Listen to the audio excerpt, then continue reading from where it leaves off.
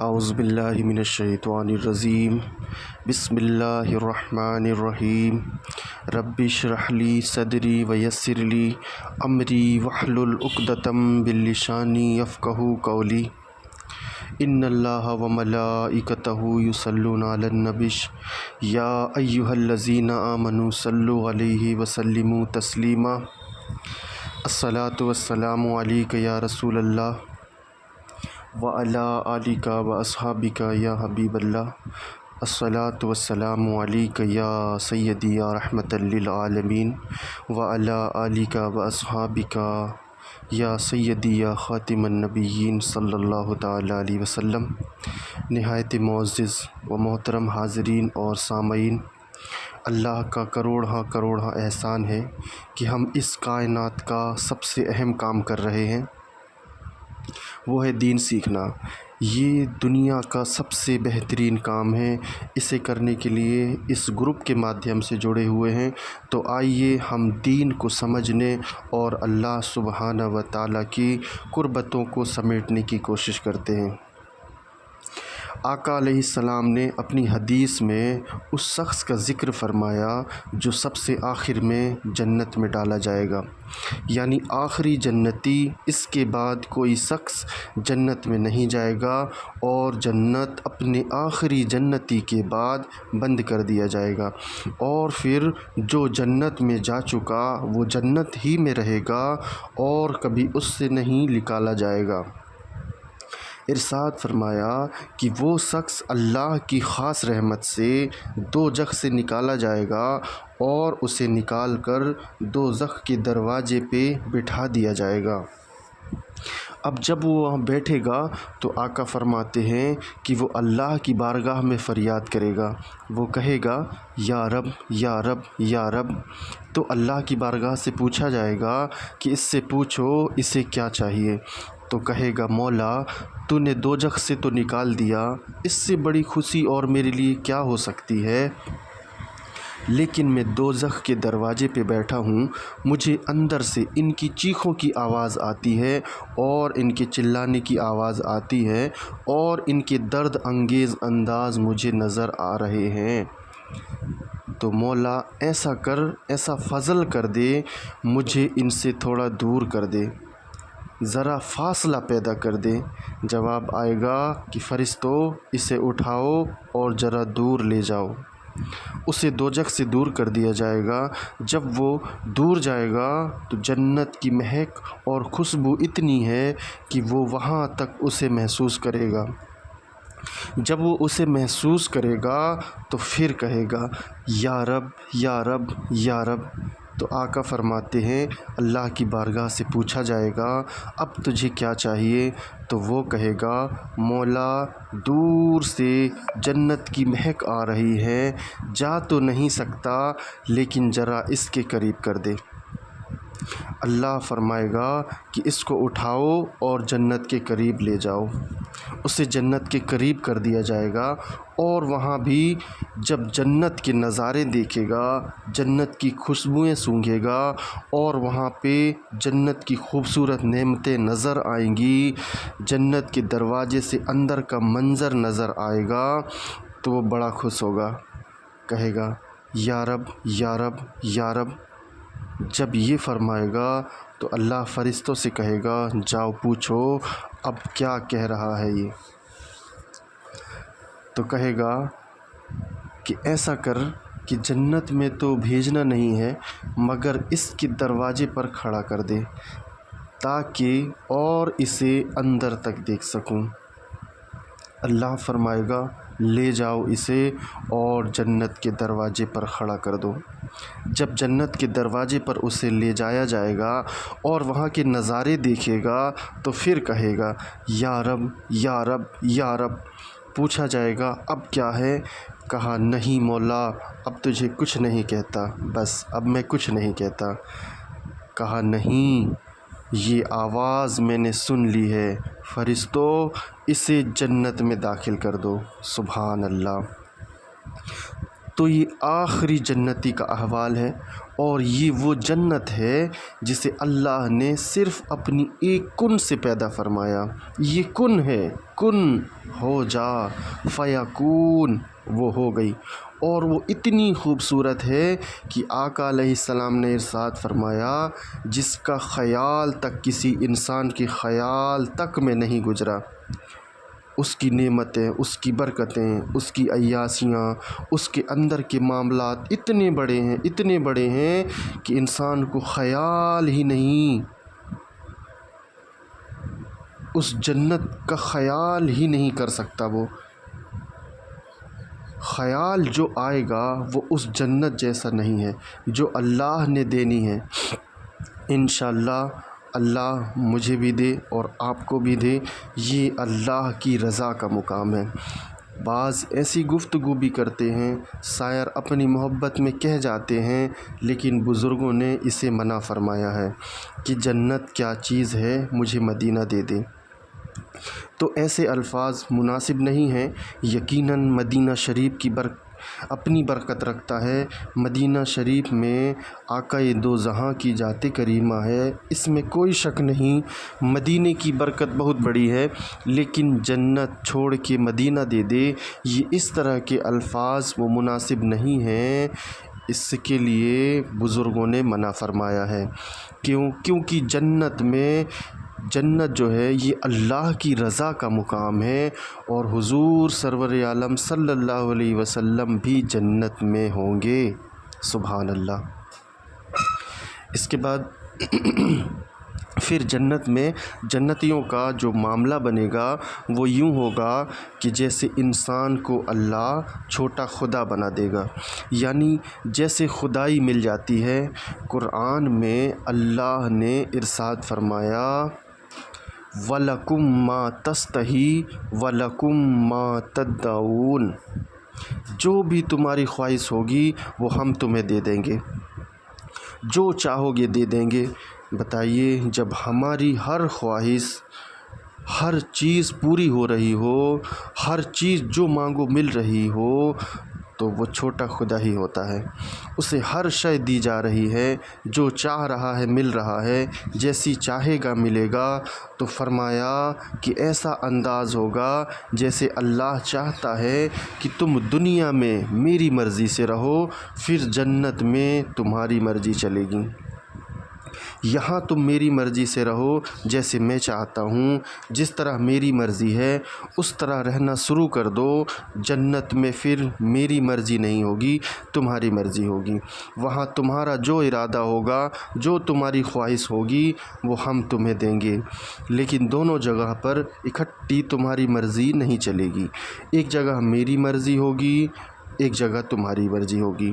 تو آج ہم جس عالم میں ہیں، یہاں اللہ کی مرضی کا وقت چل رہا ہے۔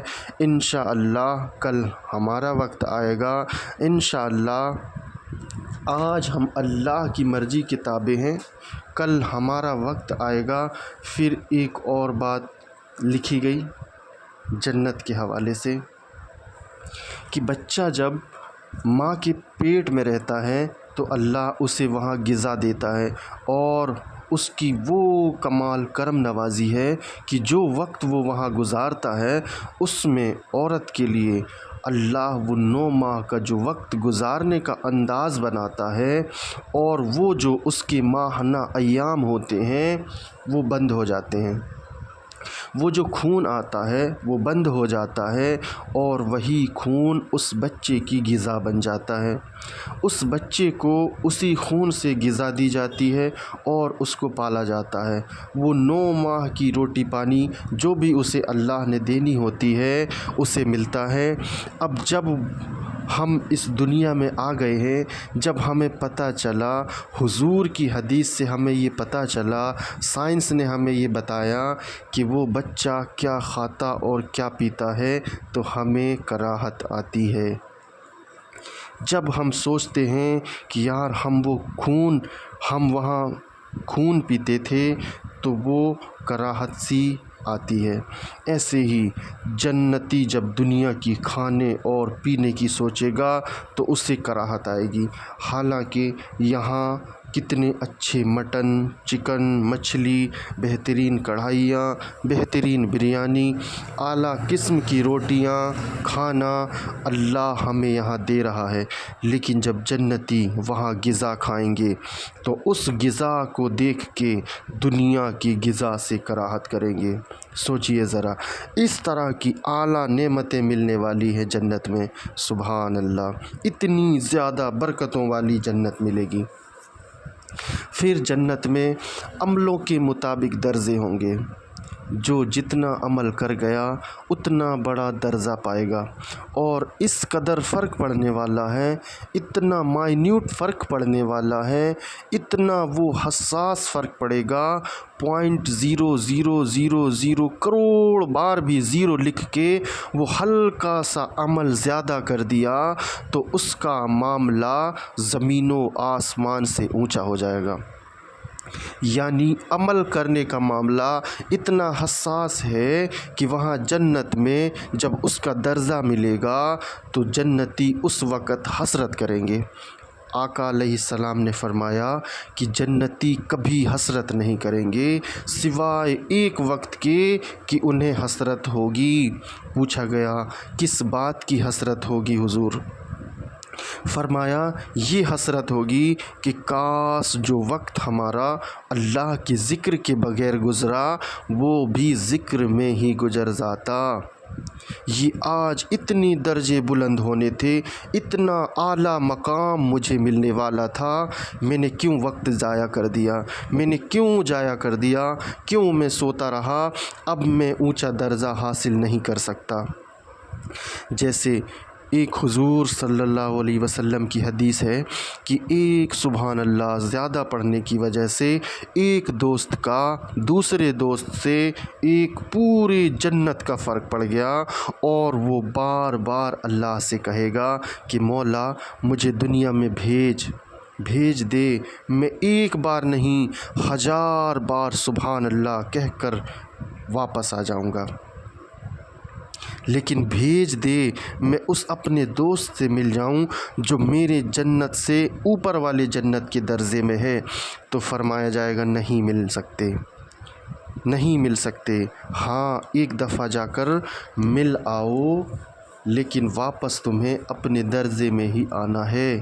کیونکہ اس نے ایک بار سبحان اللہ تم سے زیادہ کہا، وہ تم سے بلند ہے، تمہارا اس کے ساتھ کوئی واسطہ نہیں۔ آپ سوچو تو ذرا میں کیا بول رہا ہوں، ذرا دماغ سے سوچیں، ذرا اپنے دماغ کو حرکت دیں۔ یہ کیا بولا جا رہا ہے کہ ایک سبحان اللہ زیادہ کہنے سے جنتوں کے درجے میں فرق پڑ جائے گا۔ دیکھیے احباب، ہم آپ کو اسی لیے اس گروپ سے جوڑے ہیں، سوئیے مت جاگیے۔ اگر آپ اسی طرح سوتے رہیں، صرف دنیا اور دنیا کی خواہشاتوں، لذاتوں، دنیا ہی کی دولتوں کو لوٹنے میں لگے رہیں تو سمجھ جاؤ کہ پھر قسمت بھی آپ کی سو جائے گی، پھر یہ وقت سوائے پچھتانے کے علاوہ کچھ نہیں ہوگا۔ حضور صلی اللہ علیہ وسلم کی حدیث بتا رہی ہے کہ جس نے ایک بار سبحان اللہ زیادہ کہا تو اتنا بڑا فرق پڑا، اور جس نے پورا دن ہی ذکر تم سے زیادہ کیا، بتاؤ وہ کہاں جائے گا؟ جس نے ایک زیادہ نماز پڑھ لی وہ کہاں جائے گا؟ جس نے ایک قرآن زیادہ پڑھ لیا وہ کہاں چلا جائے گا؟ جس نے حضور صلی اللہ علیہ وسلم پہ ایک بار درود شریف زیادہ پڑھ لیا کہاں چلا جائے گا؟ بڑا مائنیوٹ فرق پڑے گا، بڑا حساس فرق پڑے گا۔ تو اللہ ہم سب کو توفیق عطا فرمائے، آمین۔ ویسے اللہ نے اتنی خوبصورت تخلیق کی ہے، اتنی خوبصورت تخلیق کی ہے، یہ دنیا اتنی خوبصورت بنائی۔ اب قرآن میں اللہ نے جب اس کا ذکر کیا ہے تو اللہ نے ارشاد فرمایا ہے، سنیے، فرمایا زمین اور آسمان 2 دنوں میں بنائے۔ کتنے دنوں میں بنائے؟ 2 دنوں میں بنائے۔ قرآن میں موجود ہے کہ ہم نے اسے 2 دنوں میں بنا دیا، اور اس کے بعد فرمایا کہ ہم نے 4 دنوں میں، یعنی 6 دن مکمل ہوئے اور ہم نے پوری کائنات تخلیق کر دی۔ یہ جتنی نعمتیں ہمیں نظر آ رہی ہیں، جتنی ہوائیں، فضائیں، پہاڑ، یہ دریا، یہ سمندر، یہ خوبصورت نظارے، یہ چاند ستاروں کا نظام، یہ چرند، یہ پرند، سب 6 دنوں میں بنا ہے۔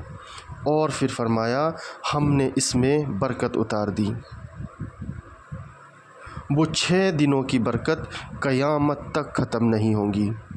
انسان کھا رہے ہیں، چرند کھا رہے ہیں، پرند کھا رہے ہیں، جانور کھا رہے ہیں، اور زمین آسمان کا یہ نظام چلتا جا رہا ہے، اور کبھی اس میں تم کمی نہیں دیکھو گے، یہ بڑھتا چلا جا رہا ہے۔ ہم انسانوں کے لیے یہ سب کچھ بنایا گیا، ساری نعمتیں ہمارے لیے ہیں۔ ایک جہان اللہ نے آسمانوں سے اونچا بنایا جسے عالم امر کہتے ہیں، وہاں اللہ کے نظام کے معاملات کچھ اور ہیں۔ ایک جہان اس سے نیچے بنایا جسے ہم عالم خلق کہتے ہیں۔ ہم انسان عالم خلق کے اندر ہیں۔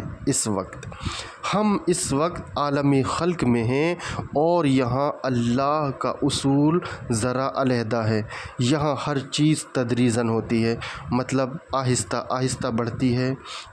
یہاں پہلے بیج ڈالا جائے گا، کچھ وقت گزرے گا، اس سے پودا بنے گا، پھر پودے سے درخت بنے گا، پھر درخت کے بعد وہ پھل دے گا۔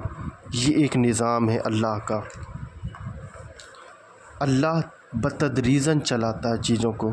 انسان کی تخلیق دیکھ لیجئے، انسان کے بننے کا عمل دیکھ لیجئے، پورا وقت گزرتا ہے، پھر 15 سال کے بعد جوانی آتی ہے، پھر اس کے بعد ایک بڑھاپے تک کا وقت گزرتا ہے، ایک تدریجاً انسان بڑھتا چلا جاتا ہے۔ یہاں اللہ نے یہ نظام رکھا ہوا ہے، کوئی چیز اچانک نہیں ہوگی، ایک دم نہیں ہوگی۔ یہاں تسلی سے ایک ایک لمحہ گزارتا ہوا انسان کو اللہ برکت دیتا چلا جاتا ہے۔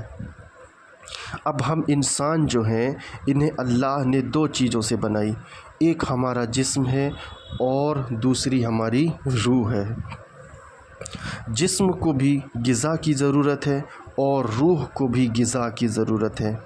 اب چونکہ یہ غذائیں ہیں وہ اللہ ہی کے ذمے ہیں، اللہ ہی عطا کرتا ہے۔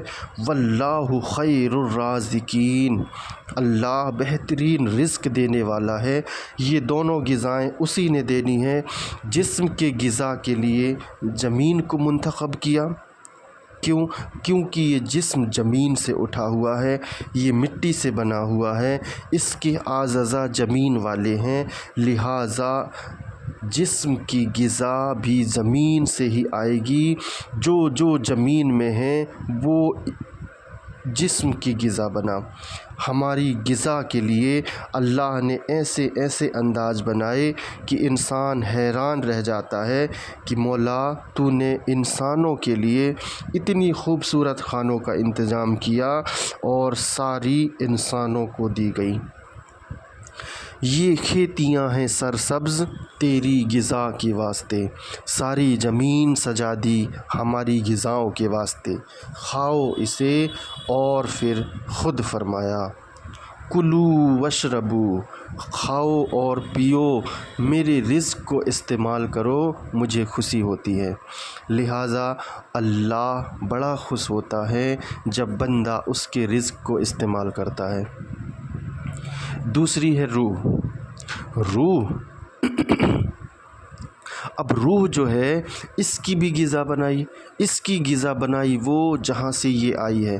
جسم جہاں سے نکلا زمین سے، اس کی غذا زمین سے، اور روح جہاں سے آئی اس کی غذا وہاں پہ ہے۔ یعنی روح کی غذا نازل ہوتی ہے، یہ نیچے سے اوپر نہیں اٹھتی۔ روح کی غذا اوپر سے نیچے آئے گی، اور اس کو بھی غذا کی ضرورت ہے۔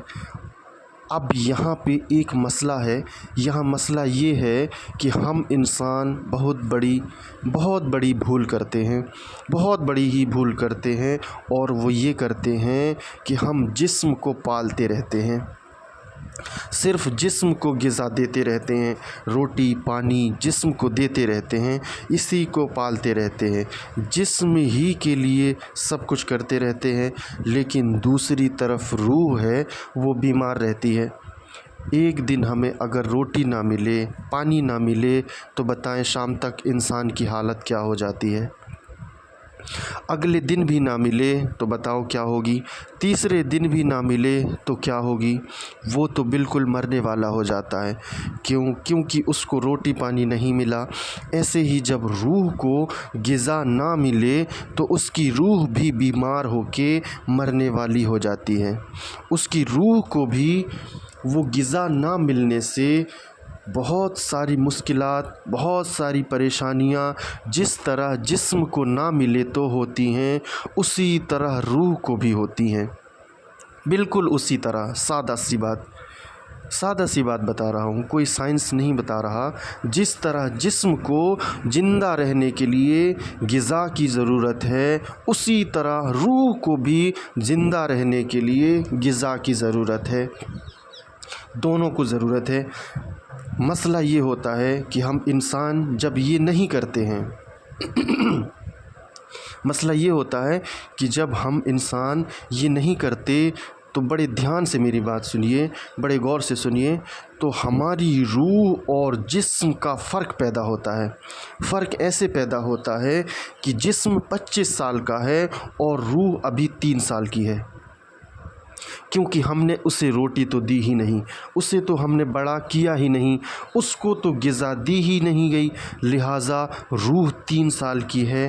اب ہوتا کیا ہے، 2 میاں بیوی ہیں، ابھی شادی ہوئی ہے، جسم 25 سال کے تو ہیں لیکن ان کی روح 3 سال کی ہے، روح کو غذا تو دی ہی نہیں گئی، لہٰذا دونوں لڑ پڑتے ہیں۔ کیونکہ روحیں چھوٹی ہوتی ہیں، روحیں بڑی نہیں ہوئی۔ ایک کمرے میں آپ یوں کریں کہ 2-3 سال کے بچوں کو بند کر دیں، ذرا 2-3 سال کے بچوں کو بند کر دیں، 10 منٹ میں رونے کی آواز آ جائے گی، ان دونوں میں لڑائی ہو جائے گی، دونوں میں۔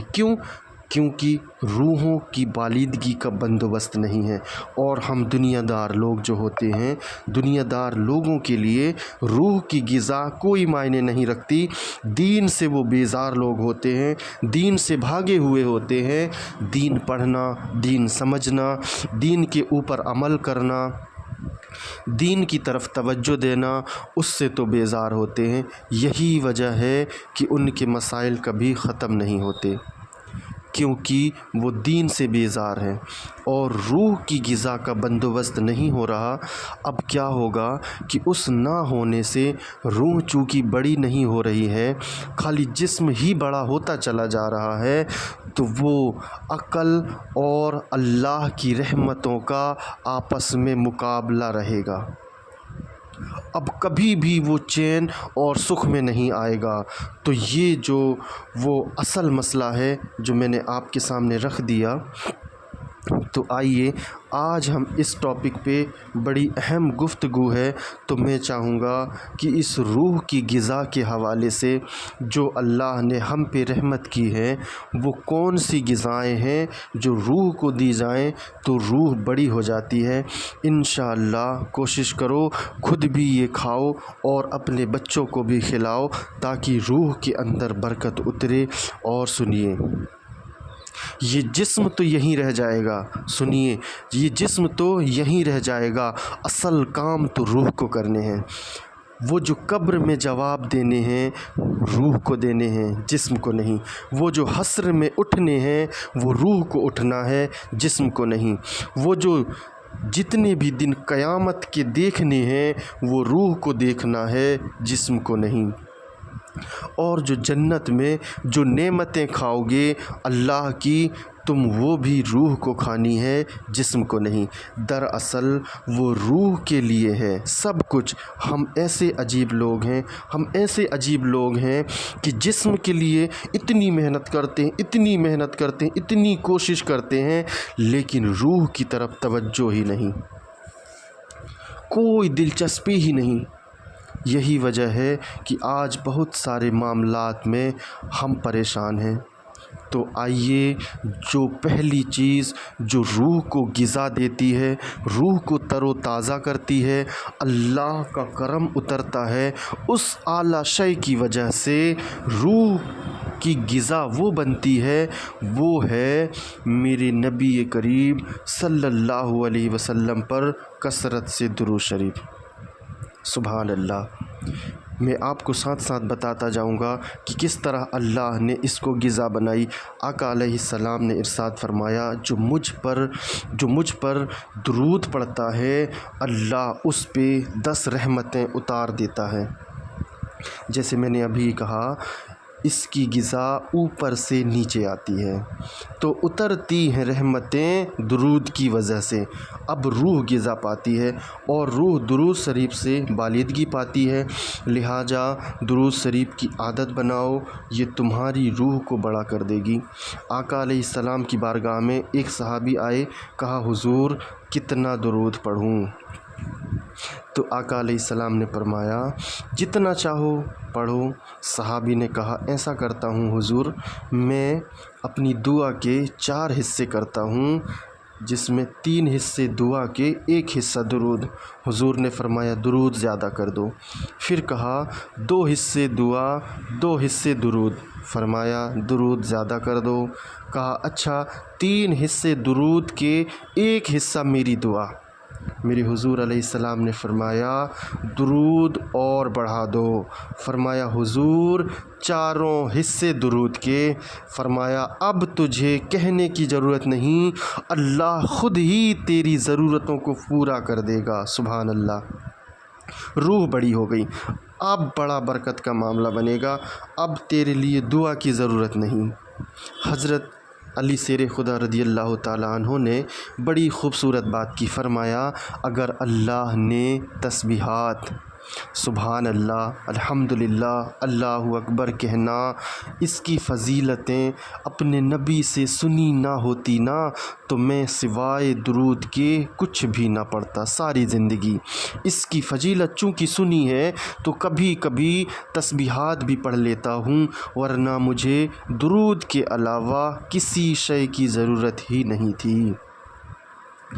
تو پہلا نمبر روح کی غذا، جو روح کو بالیدگی دیتا ہے، جو روح کو تر و تازہ رکھتا ہے، وہ ہے میرے نبی پر کثرت سے درود۔ یہ لیجئے آپ بھی پڑھیے اور اپنے بچوں کو بھی پڑھائیے، یہ روح کی بالیدگی کرتا ہے، برکت اتارتا ہے، اور اللہ نے اس کے اندر ایسا اعلیٰ معاملات رکھا ہے کہ جو بھی درود پڑھتا ہے اللہ اس کی روح کے لیے تازہ غذا کا بندوبست فرماتا ہے، تازہ غذا۔ تو اللہ ہم سب کو اس کی توفیق دے، آمین۔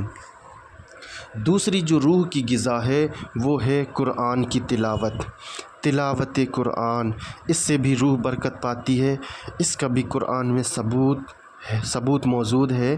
قرآن میں اللہ فرماتا ہے وَإِذَا قُرِئَ الْقُرْآنُ، جب بھی قرآن پڑھا جائے، وَإِذَا قُرِئَ الْقُرْآنُ، جب بھی قرآن پڑھا جائے، فَاسْتَمِعُوا لَهُ، تو غور سے سنو، وَأَنصِتُوا، اور چپ ہو جاؤ، لَعَلَّكُمْ تُرْحَمُونَ، تاکہ تمہارے اوپر رحم اترے۔ کہاں سے اترے؟ بولیے اوپر سے تو اوپر سے کس کی غذا آتی ہے؟ روح کی۔ لَعَلَّكُمْ تُرْحَمُونَ، تمہارے اوپر رحم اتارا جائے۔ تو تلاوت قرآن سے روح کو بلند کر دیتا ہے، اس سے روح بالیدگی پاتی ہے، نشو و نما پاتی ہے، یہ روح کی روٹی ہے، غذا ہے۔ قرآن کے حروف زیر، زبر، پیش، جزم، یہ ہماری روح کے لیے غذا بنتے ہیں، لہٰذا تلاوت قرآن کا جذبہ آج تو خیر مٹ چکا ہے، اور 1 سوا پارہ پڑھنا بھی حرام ہے۔ کئی ایسے ہیں کہ कई महीने कई साल हो गए हैं कुरान का एक सवा पारा भी नहीं पढ़ा, और कई ऐसे हैं जो कभी कुरान पाक की तरफ कभी तवज्जो ही नहीं दी। याद रखो ये कुरान तुम्हारे लिए हुज्जत बनेगा, ये तुम्हारे लिए जन्नत में जाने का दरवाज़ा बनेगा, या इसी कुरान ने तुम्हारे पाँव को घसीट कर दोज़ख की तरफ ले जाएगा। तो ये भी कुरान ही करने वाला है, इसकी तिलावत का इंतज़ाम करें इंशाअल्लाह। अल्लाहु अकबर। तो कैसे पढ़ना चाहिए? बाज़ आयत को तरतीब से पढ़ते हैं, वो भी ठीक है। कभी ऐसा जौक बनाएं। आज मैं आपको एक नया तरीका दूं। कभी कुरान की एक ही आयत को सारा दिन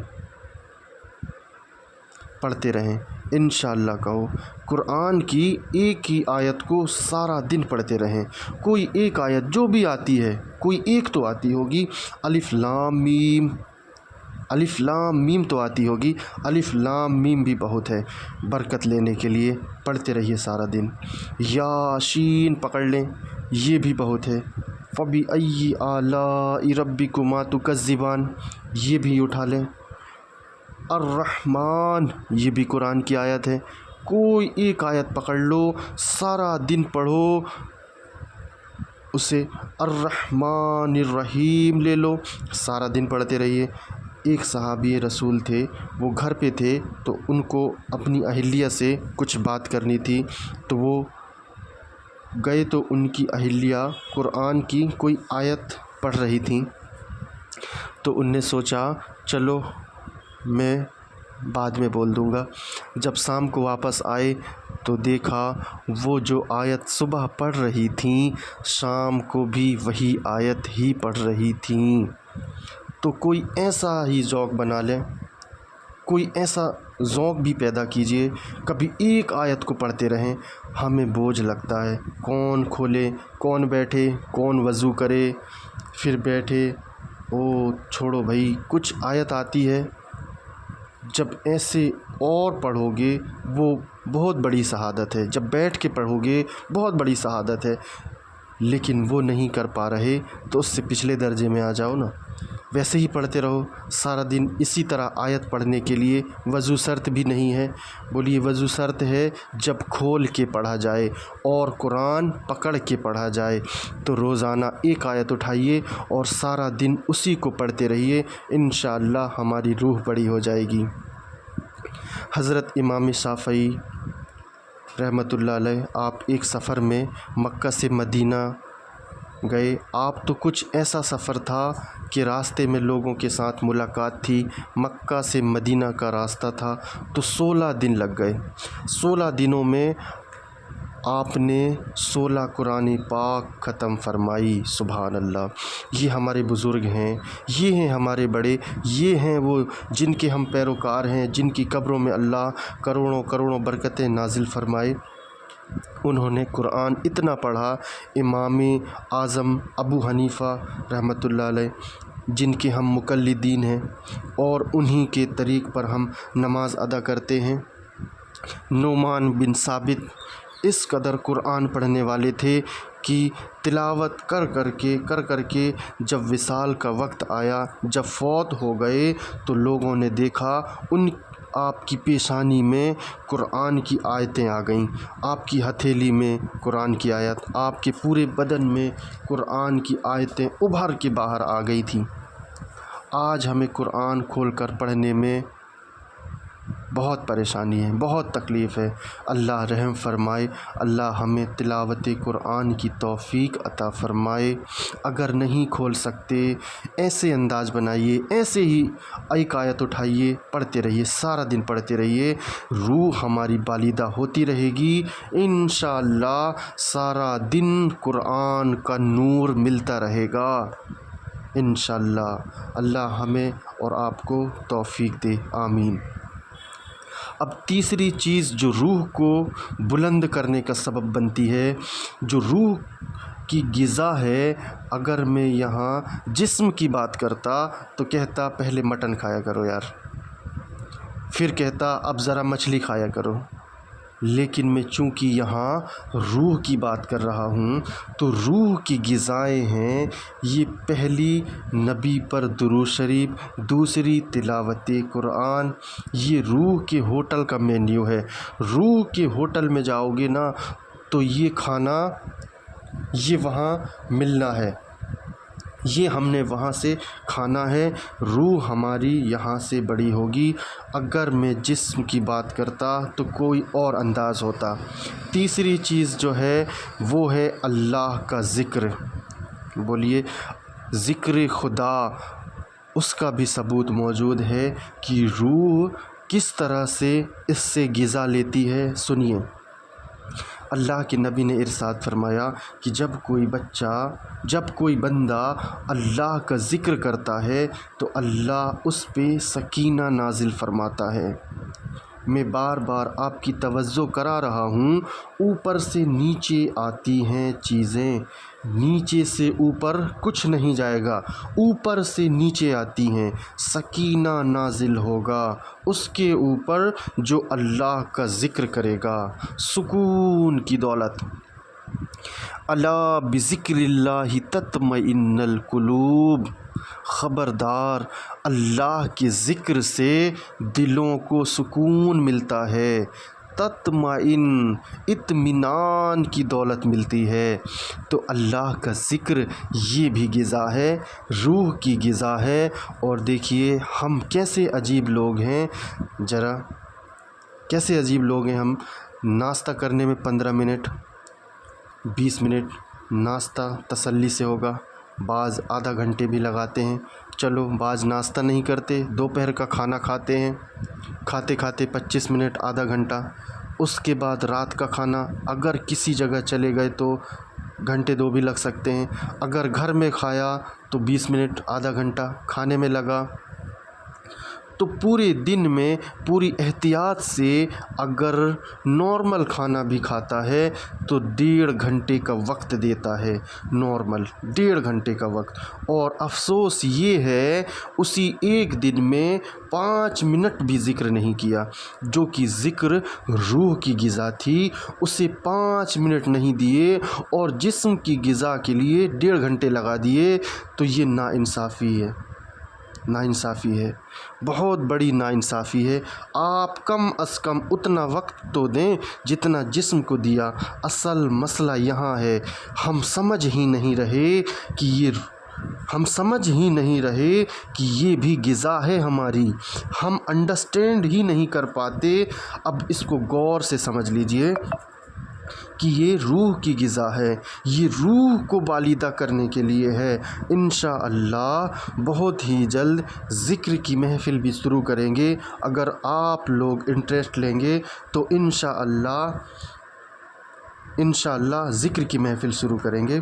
تو ذکر اللہ ہی روح کی اصل غذا ہے، یہی اصل برکت ہے، یہی ذکر اللہ کا نام، اسم گرامی، اللہ کا نام نامی، اسم گرامی، لفظ اللہ، یہ روح کی غذا ہے۔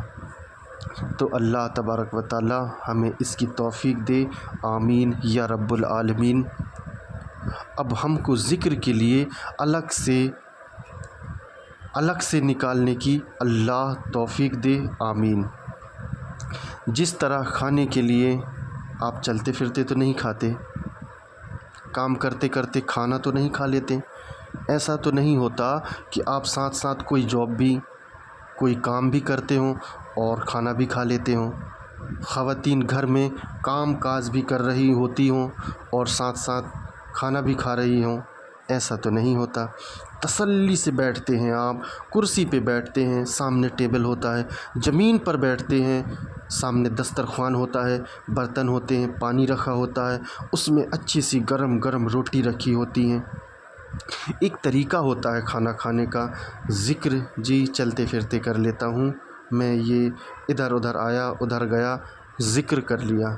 بھائی ایسا ذکر نہیں ہوتا ہے۔ کیا کھانے کے لیے آپ اتنا اہتمام کرتے ہیں، کھانے کے لیے اتنا اہتمام کرتے ہیں؟ بلکہ یوں کریں نا، کھانے کے لیے آپ جاتے ہیں بڑے اچھے ہوٹلوں میں، اچھے صوفے رکھے ہوتے ہیں، وہاں ساتھ میں میوزک چل رہا ہوتا ہے، ساتھ بڑا اہتمام، ساتھ لائٹ کینڈل جل رہی ہوتی ہیں، بڑا خوبصورت سا ماحول بنا ہے۔ کیا کھانا کھانے آئے ہیں، کیا کھانا کھانے آئے ہیں؟ جو وہ گند سارا جو ابھی جا کے واش روم میں نکال دینا ہے، اس کے لیے اتنا اہتمام، اتنا اہتمام، اتنا اہتمام کہ بڑی بڑی خوشبوئیں اور خوبصورت اہتمام کر کے خوبصورت ماحول بنا کر روٹیاں کھاتے ہیں۔ او بھائی، ذکر کے لیے بھی تھوڑا خوشبو لگاؤ، ذرا لائٹ ڈم کرو نا، ذرا کنڈی لگاؤ نا، ذرا تھوڑی سی عطر لگاؤ نا، مصلی بچھاؤ نا، اس طرح اکیلے میں جہاں ماحول، ذرا ماحول بناؤ نا بھائی۔ روح کی روٹی پانی کا بھی اہتمام کرو، اس کا بھی کوئی ماحول بناؤ۔ کہو انشاءاللہ اس کے لیے بھی تو ماحول کی ضرورت ہے، اس کے لیے بھی آؤ، اس کے لیے بھی آب و ہوا کریٹ کرو، پھر صحیح طرح ذکر کرو۔ انشاءاللہ تعالی اگر آپ لوگوں کا ضمیر زندہ ہو جائے تو ذکر کا طریقہ بھی آپ لوگوں تک پہنچایا جائے گا۔ اللہ مجھے اور آپ کو اس کی توفیق عطا فرمائے، آمین۔ اچھا، روٹی کے لیے جناب وہاں جا کر 5,000 6,000 10,000 بل دے دیا، اور کیا کھایا وہ جناب؟ چکن کھایا، مٹن کھایا، مچھلی کھائی، بریانی کھائی، اور ہزاروں کے بل دے کے آ گیا۔ ذکر فری میں نہیں کیا، اوہو مر جانے کا مقام ہے۔ ذکر فری میں نہیں کیا اور وہاں جا کے بل دے کے آ گیا، جو کہ تھوڑی دیر بعد ابھی گند بن جانا ہے، جس کا کوئی فائدہ نہیں۔ اگر آپ تھوڑا سا بھی کھا لیتے، حضرت عمر رضی اللہ تعالیٰ عنہ فرماتے ہیں کہ کھانا صرف اتنا ہے کہ تمہاری کمر سیدھی رہے بس، اور اس کے لیے چند لقمے بھی کافی ہیں، باقی تو سب ویسٹ ہے، وہ صرف فضول ہے، اس کا کوئی فائدہ نہیں، اس کا کوئی فائدہ نہیں ہوتا۔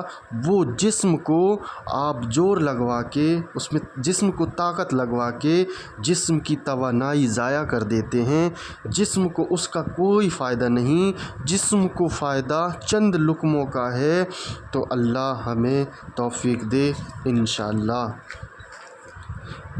ذکر کی طرف توجہ کیجیے، خدا را ذکر کیجیے، اللہ کا واسطہ ذکر کیجیے، آپ سب کو خدا کا واسطہ ذکر کیجیے۔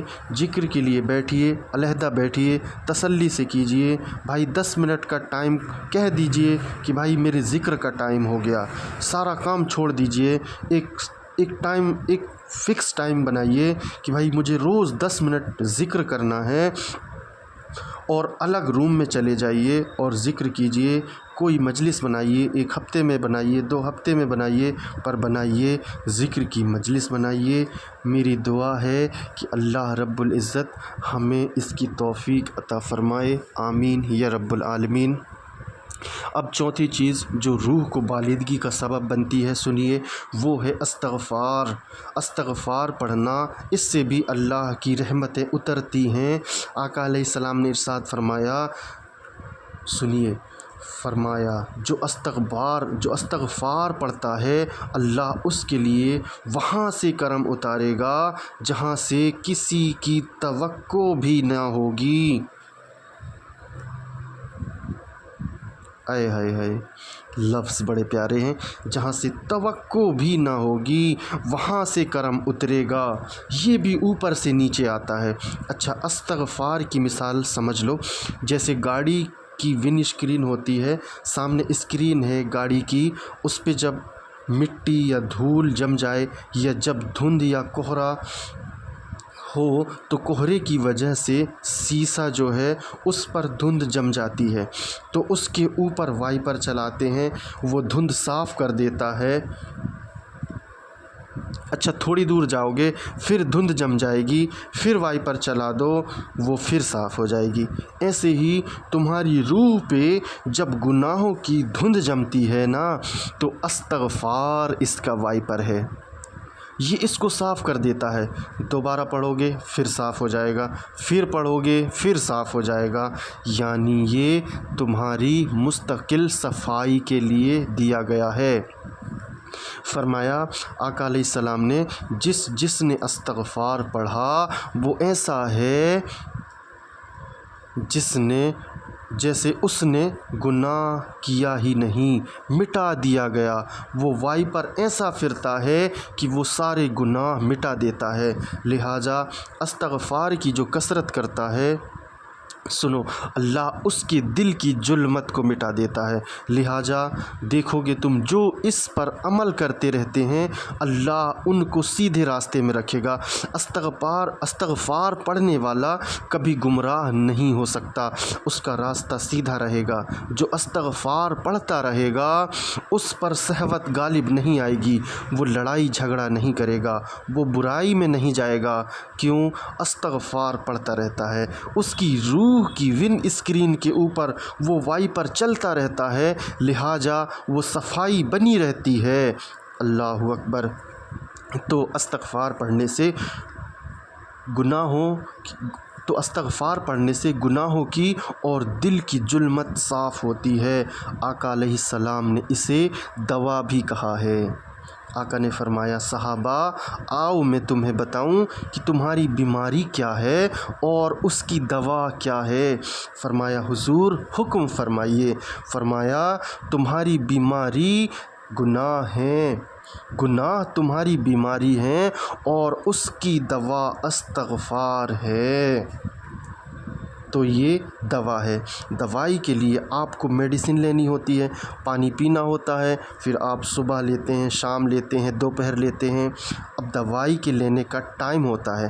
کچھ ایسے بھی علاج ہوتے ہیں جو دوائی کے بغیر ہوتے ہیں، جیسے ریڈیشن سے علاج، سواؤں جس کو بولتے ہیں، ریس جن کو بولتے ہیں، اس کے ساتھ علاج کہ بھئی آپ آئیں، ہمارے پاس آئیں، ہم ریس کے ساتھ آپ کی پتھری ختم کر دیں گے، آپ کی کینسر ختم کر دیں گے، اور بہت ساری بیماریاں ہوتی ہیں جن کا علاج جو ہے ریس کے مادھیم سے ہوتا ہے۔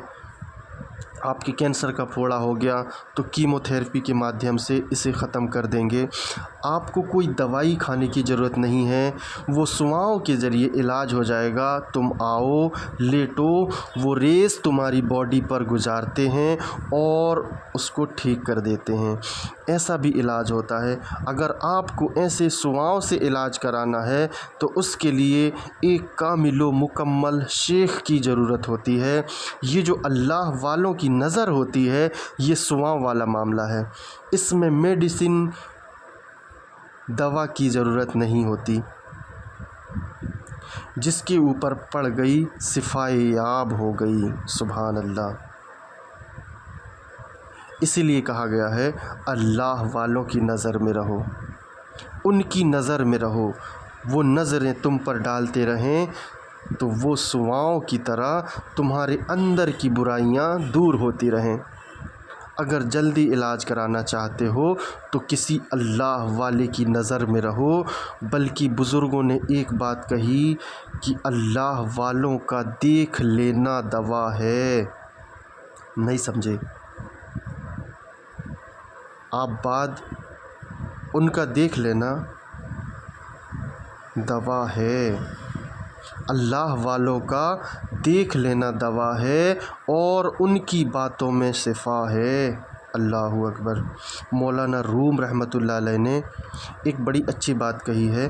آپ فرماتے ہیں کہ کسی اللہ والے کے قدم میں اپنے آپ کو وار دو، کسی اللہ والے کے قدم میں اپنے آپ کو وار دو، زندہ ہو جاؤ گے۔ ادھر گرو گے، اللہ زندگی دے دے گا۔ تو یہ مولانا روم کا ارشاد بھی اس میں موجود ہے۔ علامہ اقبال رحمۃ اللہ علیہ نے بھی بڑی پیاری بات کہی ہے۔ آپ نے بھی جو ایک خوبصورت قطعہ دیا وہ میں آپ کو پڑھ کے سنا دیتا ہوں۔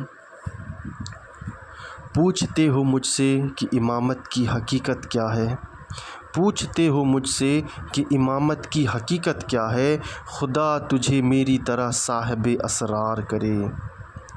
وہی ہے تیرے زمانے کا امام برحق، وہی ہے تیرے زمانے کا امام برحق، جو تجھے حاضر و موجود سے بیزار کرے۔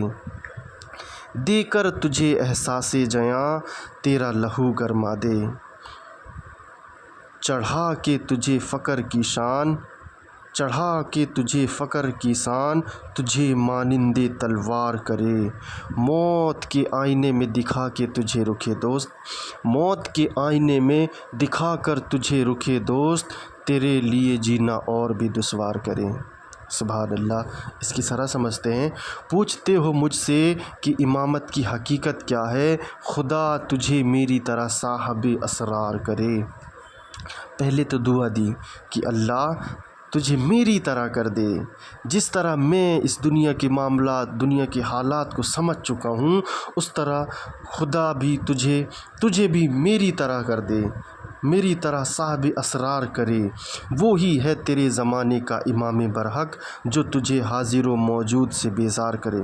فرمایا جو تجھے بیزار کر دے، اس دنیا سے تمہارا جی اٹھا دے، وہ اصل میں تیرے زمانے کا امام برحق ہے۔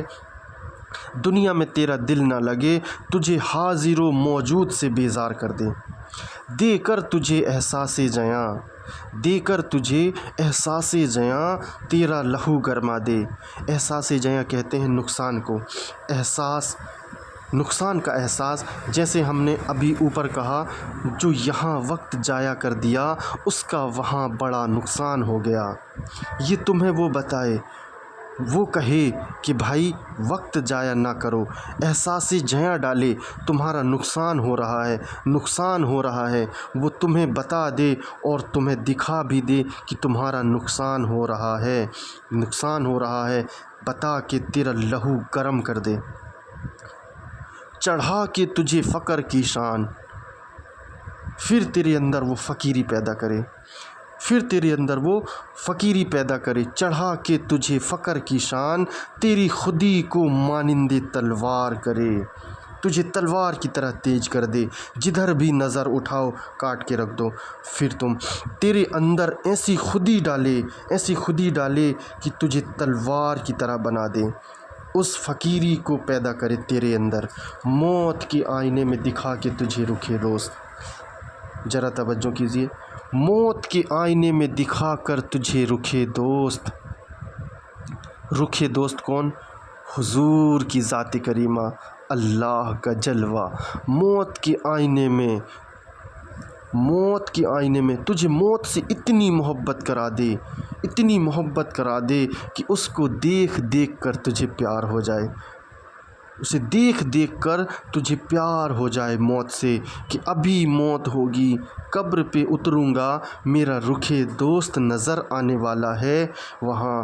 مجھے حضور کی ذات سے محبت اتنی اچھی لگنے لگے، اتنی اچھی لگنے لگے کہ زندہ رہنا تیرے لیے اور بھی دشوار لگنے لگے، تیری زندگی مشکل کر دے۔ اسے کہتے ہیں پیر، اسے کہتے ہیں اصل امام، اسے کہتے ہیں اصل کامل و مکمل شیخ۔ بات سمجھ میں آئی؟ اسے کہتے ہیں پیر۔ اصل پیر وہ نہیں جو خانقاہوں میں بیٹھے ہیں بس دعا کر رہے ہیں، وہ نہیں بھائی۔ اصل پیر وہ ہے جو زندہ رہنا تیرے لیے دشوار کر دے۔ یہ اگر مل گیا تو تمہاری روح کی غذا کا بندوبست کرتا رہے گا، پھر تیری روح کو نہیں چھوڑے گا، پھر تجھے بلندیاں دے گا، پھر تجھے بلندیاں دے گا۔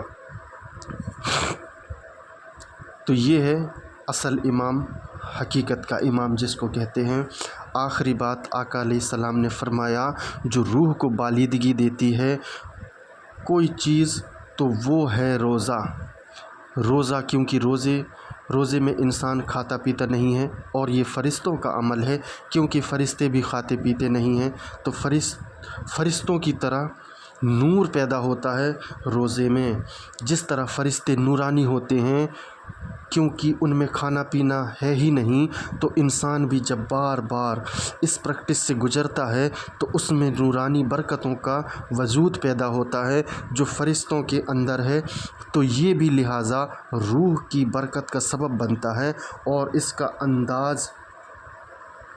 کا اندازہ ایسے ہے جیسے بڑی فیکٹریاں ایک مہینے کے لیے مینٹیننس پہ چلی جاتی ہیں، یہ بڑی فیکٹریاں یہ بڑی فیکٹریوں میں رولز ہے کہ سال کے بعد 1 مہینہ مینٹیننس کا ہوتا ہے، وہ ساری مشینیں بند کر دیتے ہیں، پینچ کھولتے ہیں، اس کی ہر چیز کھول کر الگ الگ کر دیتے ہیں، اندر سے پوری صفائی کر کے آئل گریس کرتے ہیں اور پھر دوبارہ لگایا جاتا ہے، پھر اس کو سیٹ کیا جاتا ہے، پھر ان کو دوبارہ سے فیکٹریوں میں لگا دیا جاتا ہے۔ اسی طرح رمضان کا پورا مہینہ ہم لوگوں کی مینٹیننس کا ہوتا ہے، ہمارے بھی اندر سے صفائی ہوتی ہے، وہ گند نکالے جاتے ہیں، باہر سے ہر چیز نکلتی جاتی ہے اور روح پاک ہوتی چلی جاتی ہے۔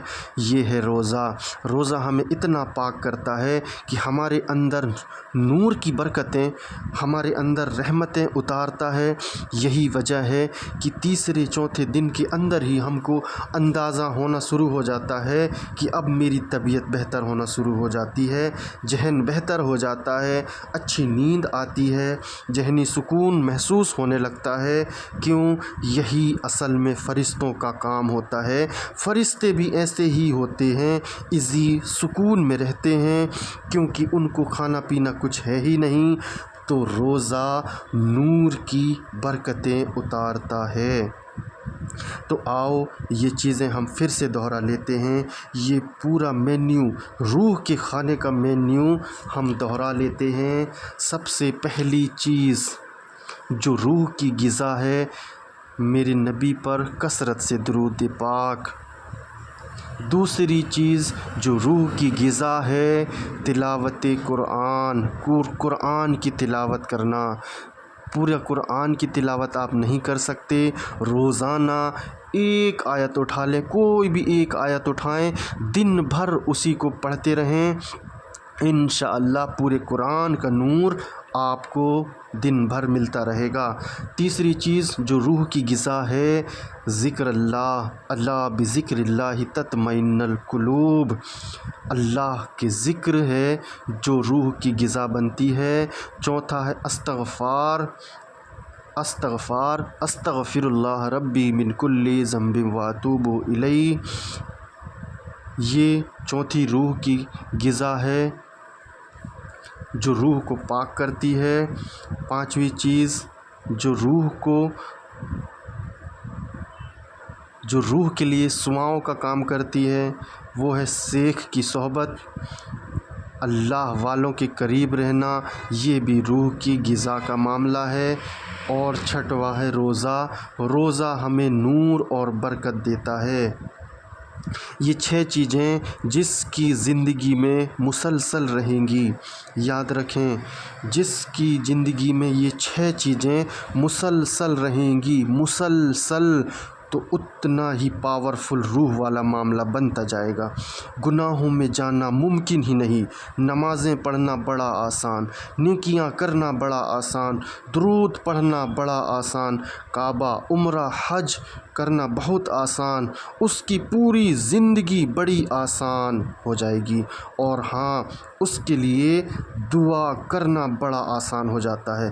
جب اتنا